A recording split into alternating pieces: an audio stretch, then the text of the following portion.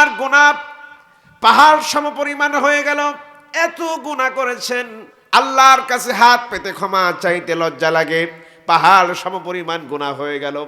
আপনি করলেন জিনা, আপনি গুনাহ করলেন ব্যভিচার, আপনি গুনাহ করলেন হত্যা করেছেন, চুরি করেছেন, ডাকাতি করেছেন, বদমাইশি করেছেন। সমস্ত গুনাহগুলো হয়ে গেল। পাহাড় সমপরিমাণ গুনাহ নিয়ে নিজের দিলটাকে যদি খালেস নিয়তে আল্লাহর দরবারে সেজদায় লুটিয়ে যান আর বলেন, ও আমার আল্লাহ, গুনাহ করে ফেলেছি, আমাকে মাফ করে দাও, আর জীবনে কোনোদিন এই গুনার কাম করব না।